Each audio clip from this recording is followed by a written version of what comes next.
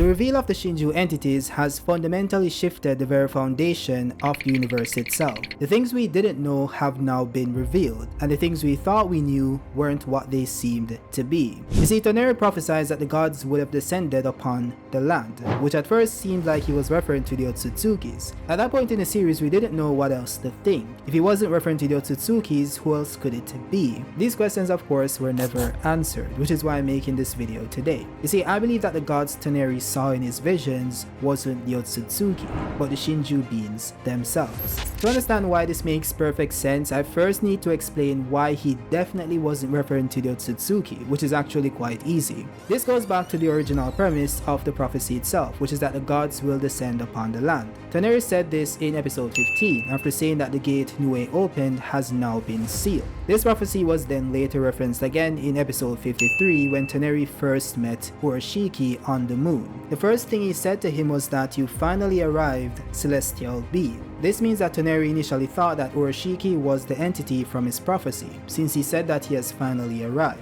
But this is where it gets very interesting. You see, Urashiki then said, "Why stand on formality? We're from the same clan." Toneri then replied by saying that he thought that the fate of the Otsutsuki clan would end with him. What this simply means is that Toneri thought that he was the last remaining Otsutsuki, so it can't also be the case that he thought the Otsutsuki would descend upon the land. In fact, after Urashiki replied saying that the main family of the Otsutsuki clan doesn't feel that way, Toneri once again replied in confusion, asking that if they still exist, why did they forsake us for over 1,000 years? So not only was he not referring to the main branch of the Otsutsuki clan, he didn't even think they still existed, which is why he once again replied in confusion when Toneri said that we were dispatched, referring to Momoshiki and Kinshiki. So what this means is that even though the Otsutsukis are self-proclaimed gods, they aren't the gods Toneri anticipated. Now notice that I said self-proclaimed god, which would in a sense make them demigods in the context of the Naruto universe. But they aren't the only beings in the Naruto universe that were referred to as gods. You see, during my research for this video, which required me to reread a good portion of the Fourth Great Ninja War, I noticed that Kurama said that the TenTails was the beginning of chakra and the creator or god of many nations. Now just to clarify, this isn't Kurama, who is another Biju, making a baseless claim to prop up his species. This is information that was relayed to him by Hagoromo Otsutsuki as stated in chapter 594.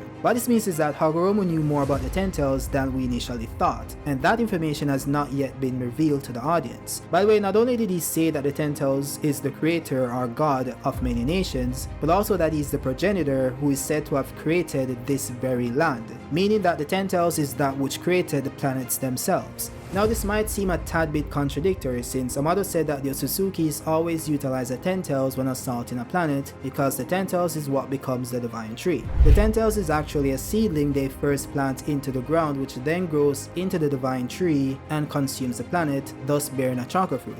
In fact, he even stated that you can't just bury the TenTails in the soil for it to become a divine tree. There's one special condition that must be met, that being you must feed a living Otsutsuki to the TenTails. That is why the Otsutsuki travel in pairs, because one needs to be fed to the god tree while the other Otsutsuki procures the fruit it creates in the end. So how can it be that the TenTails is the god that created the planet, but you also need to plant a TenTail seedling to absorb the life of the planet? Well, the funny thing is that even though I said it in a way where it seems like it shouldn't make sense, it actually makes perfect sense. Now I don't know if you guys ever read Marvel Comics, but there are these beings called the Celestials who actually operate in a similar fashion to that of the TenTails, in that they are responsible for the creation of the planets they themselves later consume. They do this by planting embryos in the core of the planet, which then goes on to absorb the energy from the planet and its inhabitants until it grows big enough to destroy it. Not only that, the Celestials are also responsible for the superpowered individuals having powers in the first place by slightly altering their genetic structure. This of course would mirror what Hagoromo did by transferring the chakra Kaguya took from the TenTails to the humans, which is what gave him the ability to use jutsus. Now obviously this isn't a one-to-one comparison, but you can see the clear references. By the way, you have Yggdrasil, which I think that's how it's pronounced, is actually the Marvel version of the world tree that's mentioned in Norse mythology. Now this tree is actually known to have created the 9 realms in the Marvel universe, which again is a clear nod to the god tree in Naruto, which is just another form of the TenTails. So it could be the case that there is a main divine tree in the Naruto universe that is responsible for the creation of the universe itself, along with the planets that inhabit said universe, of course. That would also explain why the TenTail seedling possesses the ability to absorb a planet's life force, since it's that which spawned it into existence in the first place. Now again, this isn't going to be a one-to-one copy of Norse mythology or the Marvel universe, since it could also be the case that the TenTails that was initially on Earth is the one that created the planet, which would then mean that each planet naturally has a TenTails built into it. That would explain why Kaguya's servant said that the god tree had been there for over several millennia, which means that it either was planted there a long time ago or it has always been there.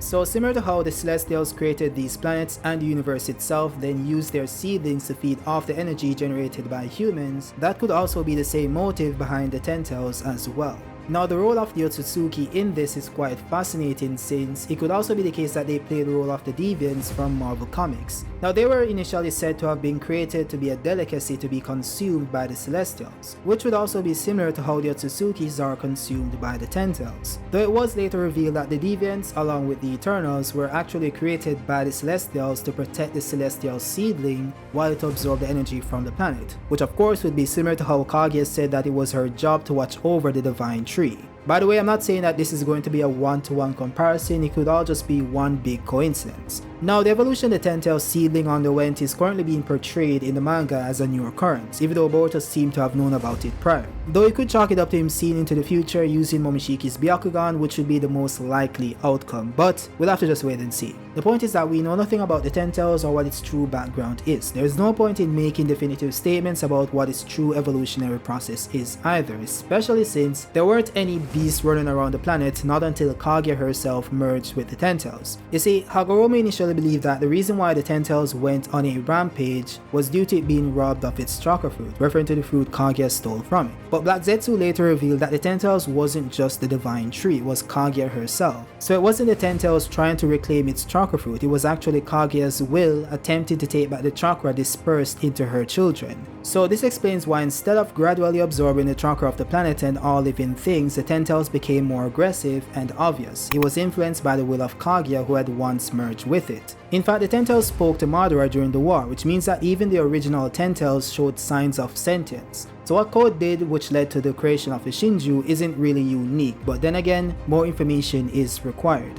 Now what's also interesting is the mention of the Jogan back in episode 15, when Toneri said that the Jogan's turn won't be coming up for some time. And this was prior to him saying that the gods would descend upon the land. So this simply means that the gods arriving is linked to the Jogan's resurgence, or I guess you could say first reveal, which would be for the Jogan manga canon deniers. You see, a lot of people miss this, but in V-Jump's cover for Boruto's new design, we see him sitting upon this bluish circular rock that heavily resembles the moon's surface. All we know is that Naruto the Last, which is confirmed canon to the Naruto franchise, Toneri decided to remain on the moon. So even if you want to keep denying the Jogan is canon, even though it's shown in the anime, it's literally mentioned in the novels featuring Toneri, the same Toneri who is confirmed canon to the main continuity. Oh, and by the way, the eye Boruto used in chapter 1 is indeed the Jogan, not the Byakugan. All they did was change the design that was mentioned in the novels as being a silver eye, and that's the silver eye shown in chapter 1. Either way, Shonen Jump's editor-in-chief said that the manga and anime are two distinct blocks, but they choose to take different paths that then intersect at the same point in the end.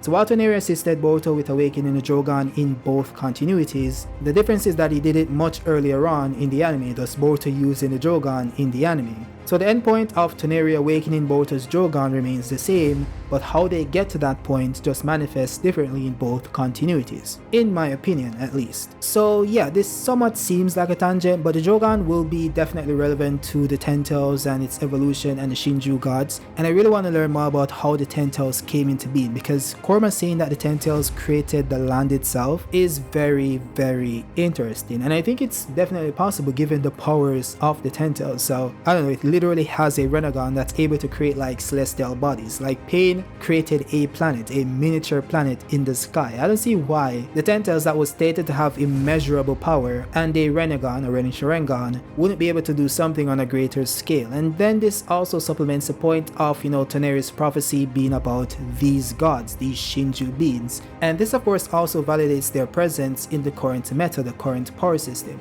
why are they relevant to Boruto who should scale way above Jigen? So let me know your thoughts on this. And by the way, I might do a video that focuses on like the comparisons between Marvel and the Boruto universe. So if you guys want that, just let me know in the comment section and I'll do it, because this was just like skimming off the surface to like find the base level or surface level comparisons. But I guess if I go deeper, I will find more things that might make the theory a bit more concrete or logical, because I did predict that the TenTails was going to evolve, so we're on the correct track here. So we just have to figure out what about the TenTails that makes it evolve in the first place, so we'll have to just wait and see. With that said, if you guys like the video, drop a like. If you're new, subscribe, and I'll see you guys on the next one. Peace out.